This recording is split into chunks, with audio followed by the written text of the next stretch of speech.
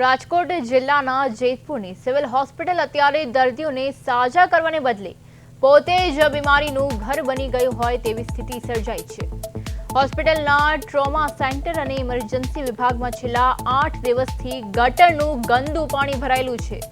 આ દુર્ગંધ મારતું પાણી હવે ડોક્ટર્સ અને નર્સિંગ સ્ટાફના રૂમ સુધી પહોંચી ગયું છે, જેને કારણે અહીં ફરજ બજાવવી અશક્ય બની છે। હોસ્પિટલના સ્ટાફના જણાવ્યા અનુસાર તેમણે વારંવાર પીઆઈયુ વિભાગને લેખિત જાણ કરી છે, પરંતુ હજી સુધી કોઈ નિકાલ નથી આવ્યો। હોસ્પિટલમાં આવતા ગંભીર દર્દીઓ અને તેમના સ્વજનો અત્યંત ખરાબ પરિસ્થિતિમાં સારવાર લેવા મજબૂર બન્યા છે। ગંદકીના કારણે અહીં રોગચાળો ફાટી નીકળવાનો ખતરો તો છે જ, પણ સાથે જ ફ્લોર પર ભરાયેલા પાણીના કારણે દર્દીઓ લપસી પડવાનો અકસ્માત પણ ગમે ત્યારે બની શકે છે। લોકો હવે માંગ કરી રહ્યા છે કે તંત્ર જાગે અને હોસ્પિટલને સ્વચ્છ કરીને દર્દીઓને યોગ્ય સારવાર વાતાવરણ પૂરું પાડે।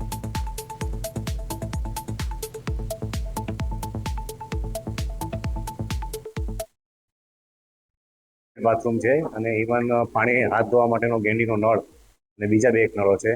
ત્યાં ઘણા લગભગ અઠવાડિયાથી પાણી ભરાઈ ગયેલું છે અને એના કારણે નિકાલ નથી થઈ શક્યો કોઈ વાતે, અને એના કારણે હવે ધીમે ધીમે પાણી ભરાતું ઇમરજન્સી વિભાગની અંદર નર્સિંગ સ્ટાફનો જે બેસે છે એ વિભાગની અંદર, ડોક્ટર્સ રૂમમાં અને ઇવન વોર્ડની અંદર પણ ચાલવા માંડ્યું છે।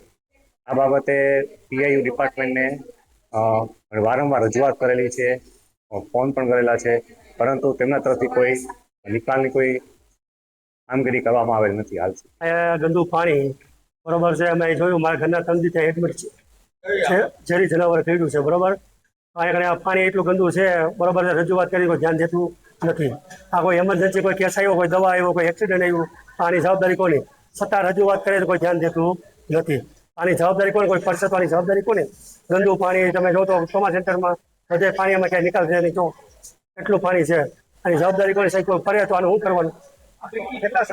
આજે 8 દિવસ થયા છે, 8 દિવસથી અમે કોઈ ધ્યાન દેતું નથી। અમે આ 3 દી થયા છે એડમિટ છે અમારા ઘરના બરોબર છે, કોઈ જવાબ દેતું નથી, શું કરવાનું? મારી માંગ આ જલ્દી થાય એનું કરવા કોઈ ધ્યાન દેતું નથી બરોબર છે। આ જલ્દી થાય એટલું કરો, કોઈ પડશે બહારનું કોઈ એક્સિડન્ટ આવ્યું, કોઈ ગામડે આવ્યું, અને શું કરવાનું સાહેબ? હવે મારે એવું જેમ તાત્કાલિક નિકાલ કરો।